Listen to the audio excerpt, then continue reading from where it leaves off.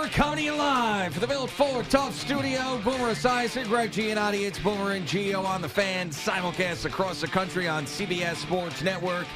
And wherever you are in the free Odyssey app, good Thursday morning. You can feel it in the air. You can feel the energy around here. You know what we're about to have, Boomer? We're about to have ourselves a fall classic.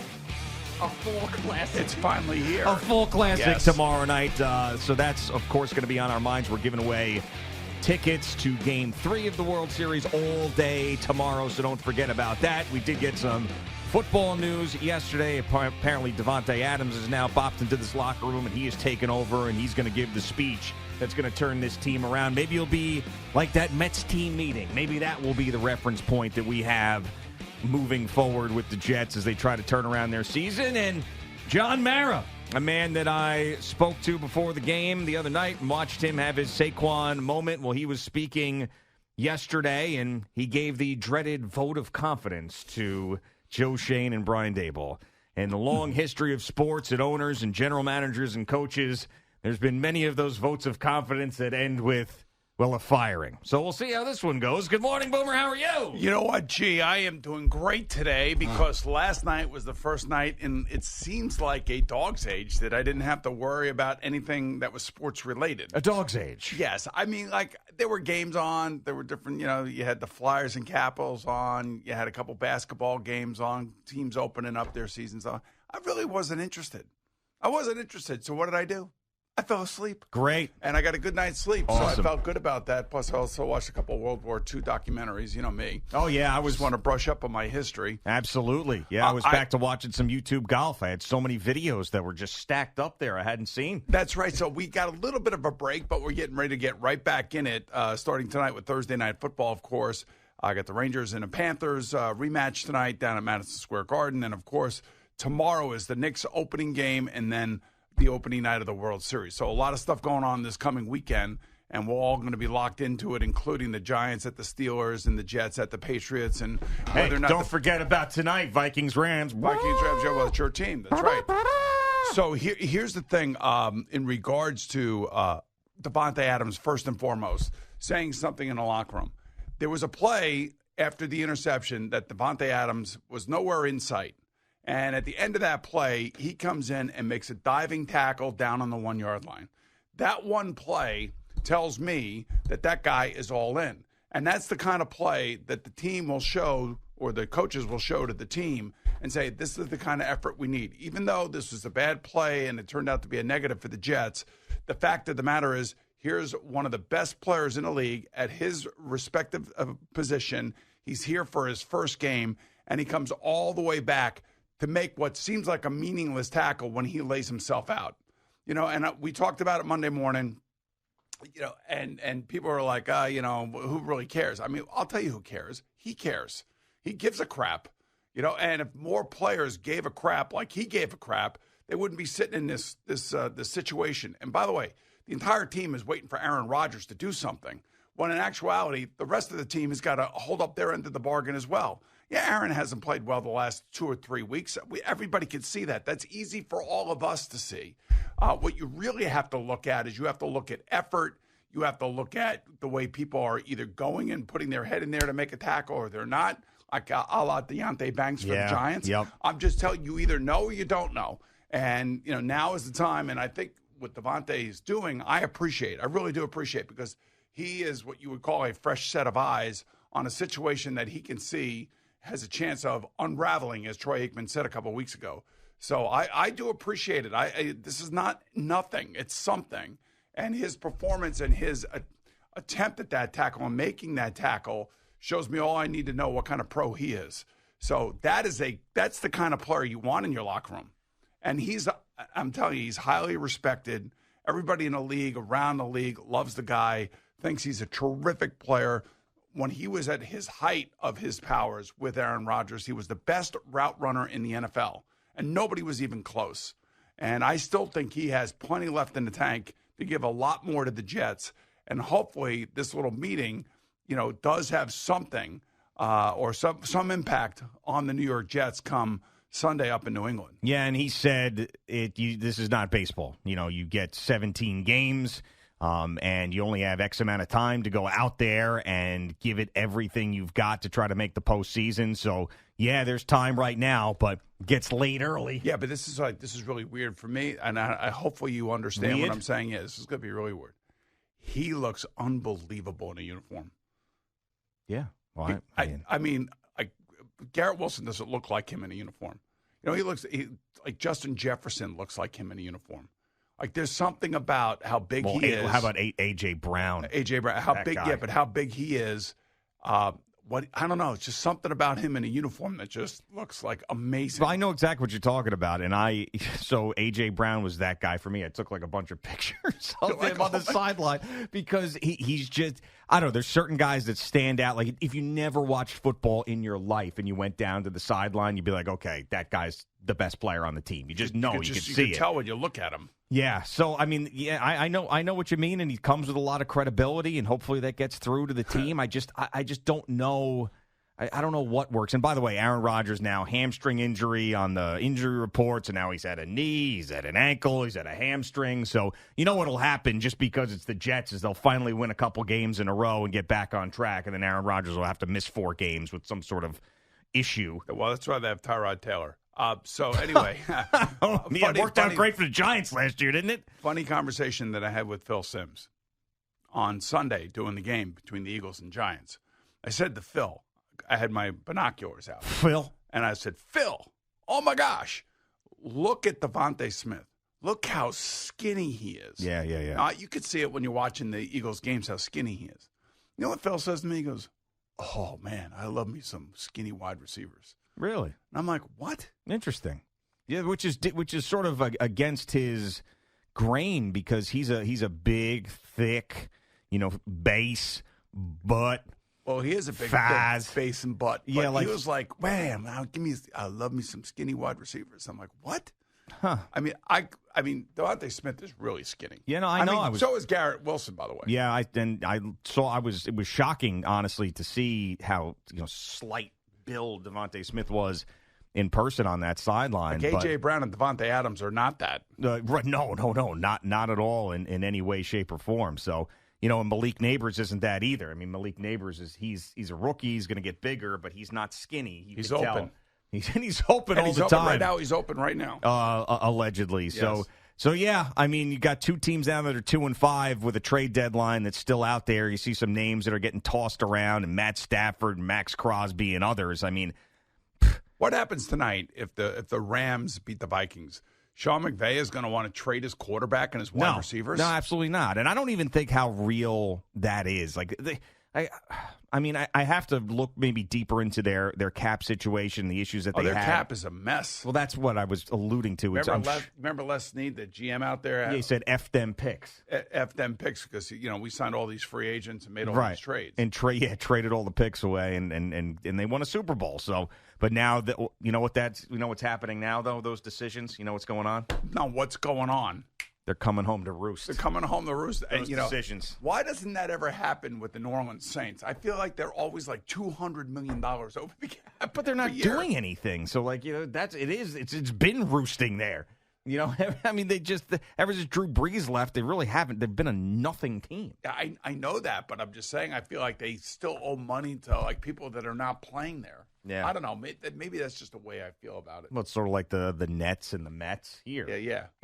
Just pay guys who are. It's going to be like the Dodgers with Ohtani. Well, that is true. But at least the when Yankees sign a contract, they sign a real contract. Here's your money. Right. Here you go. We're not doing any of this Fugazi stuff. Well, we'll see what happens with Soto. Soto might get that could be a different story situation. Yeah. But yeah, I'm surprised you hear Cooper Kupp. His name thrown out there, Stafford's name thrown out there. I mean, I think there's a very good chance that the Rams do win this game, especially with Cooper Kupp coming back. I mean, I don't see a world where this is a Vikings dominating performance, especially the way that they've played on defense the last couple of weeks, where they haven't been as good. So, I mean, Matthew Stafford is making $46 million this year, and he's got another year on this contract that he's presently on. And then after next year, they can get out of the contract. So it's like a Davante Adams situation, a Max Crosby situation, one of those contracts. Yeah. But his dead cap The cap hit for them right now is $46 million. That's what it looks like. Mm-hmm. And then I guess, the dead cap is really not that much, actually. I don't know. There's an option bonus. There's all sorts of stuff. Well, Here's the dead I'm cap. assuming that it's possible. And that's all you really need to know once you sift through all the details. Is it possible? Is it not possible? The dead cap is, according to this, the spot track, the dead cap for them is $94 million.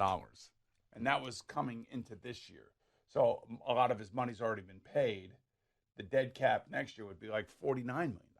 Yeah, there could be like a post-June 1 situation, whatever. I don't know. That's so confusing. But it is, isn't it annoying? It is. It's not quite as confusing as the NBA, but it is confusing. I don't – why in the NFC would anybody at this stage of the season start trading away guys? Unless you're the Carolina Panthers, who are the worst team. I mean, the NFC is wide open. The NFC is wide open, especially the NFC West at the moment. The NFC North is a little bit dicey. Well, it's a good division. Every the team... NFC South has got, the Falcons and the Bucks. Yeah. So, it would just be shocking to me if they ended up trading away Cooper Kupp and Matt Stafford and whoever the hell else. It just doesn't make any sense. So, and they could win tonight, and that changes everything. But okay, so if you're the Giants though, and you've got this you have 5 losses. Yeah, and obviously the 5 losses for the Giants different than the 5 losses for the Jets at this point because the Jets are all in on this season. They're going to wait to the very last moment before they're completely dead to do anything. Oh, they got Hassan Reddick right now. Yeah, that's right. This starts the season the right catalyst. now. The season catalyst has started now. Now they're in. This is where it begins, according to Al Dukes. So, and by the way, did you see that Rob Saleh is consulting with the Packers? I did. That's his buddy. They're very tight buddies. That was his best man in his wedding. Yeah, and the whole Matt LaFleur. thing. So Matt LaFleur. Now I don't know if this is a dig at the Jets. The Packers don't like the Jets. The Packers don't like Aaron Rodgers. They don't like anything about it. Whatever. Matt LaFleur said he hired Rob Saleh to consult with his offense. Did he he's say got that? a fluid situation going on, consulting with the Packer offense. Well, he's probably, but all right. The way that's worded, he could be using his defensive genius, for lack of a better term, to help out the offense and say, hey, if you see this, you see that, I'm seeing some things, this is how I would play. Well, why couldn't he do that with the Jets? Maybe he did. I don't know. Maybe. Well, actually, you know what? He didn't because Aaron Rodgers is there. Aaron Rodgers is running the show. But I thought Rob, when he was here, said he was going to be overlooking the offense. Right, after they almost hired Arthur Smith. So I don't know.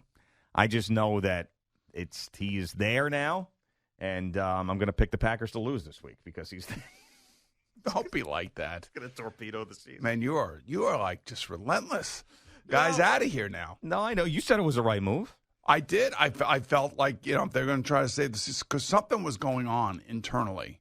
Yeah. You know that. I know that. And I don't know if it happened on the plane back from London. I don't know if it happened on the plane to London. It sounded to me like Rob was getting really frustrated. Rob Saleh was getting really, really frustrated with the offense. And he wanted to make changes. He was going to make changes. Changes have ultimately been made. But he ended up getting released. I don't know why.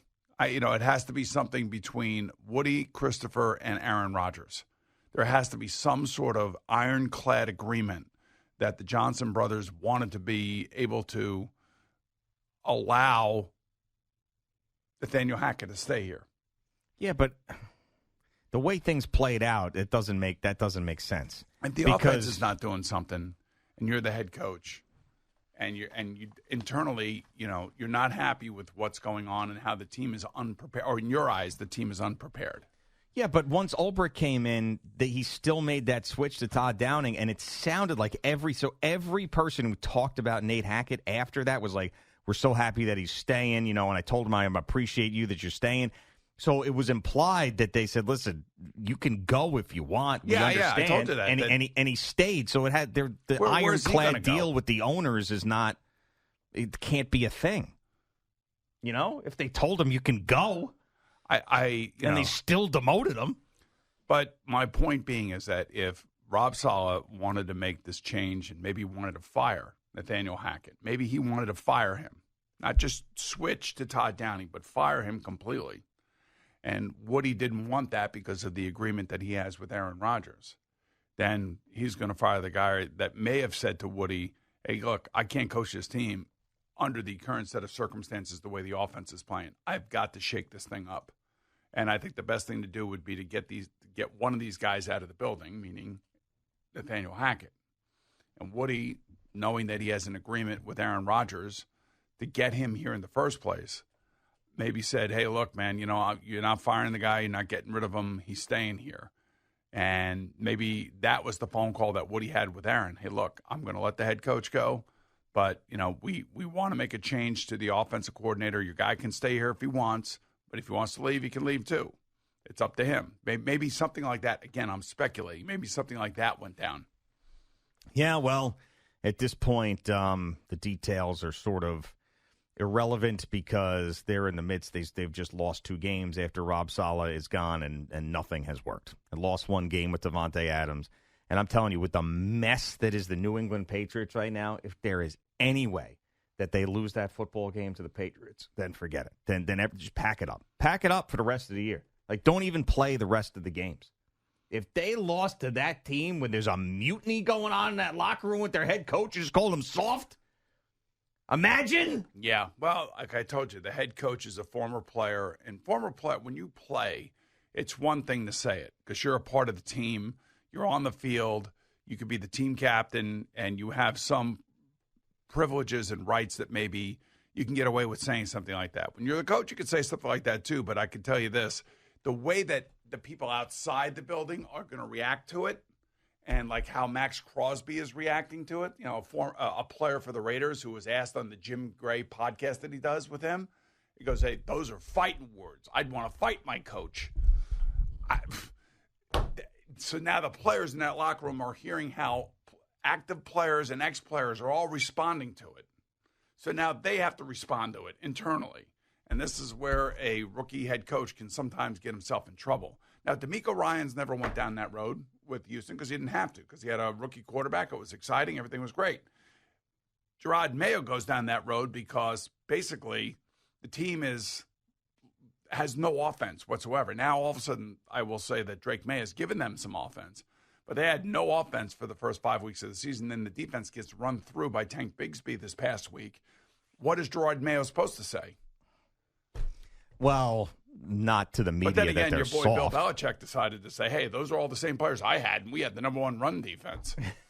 Yeah, he's great. He's just like ripping away on everybody. But it's great.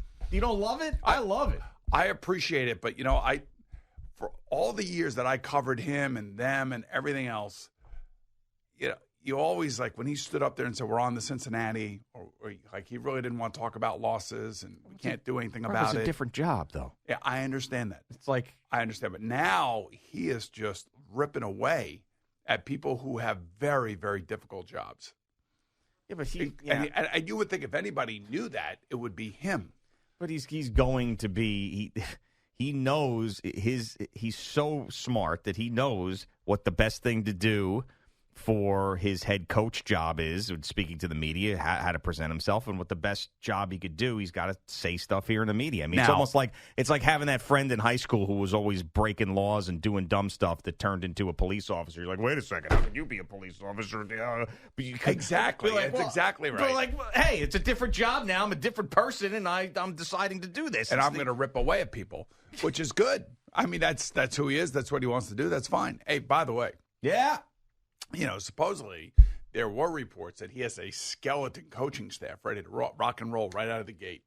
Skeleton coaching staff? Yeah, I don't know what that means. I thought he has a coaching staff, or you don't have a coaching staff. Huh.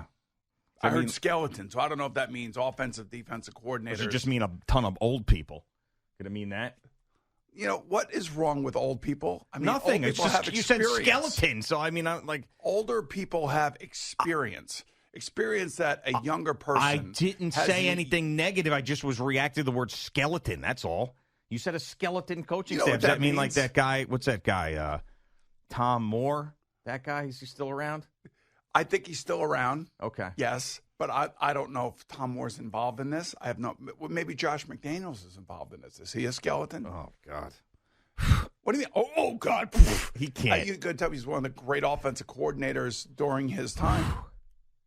Couldn't be a head coach. No, he could not. Probably got Matt Patricia on that staff. Yeah, well, none of those Joe guys. Judge is going to be on that staff. Mm-hmm.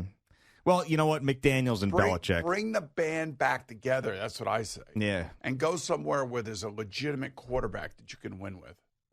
Yeah. Well, we'll see if that job is available, because generally when there's legitimate quarterbacks, the coaches don't get fired.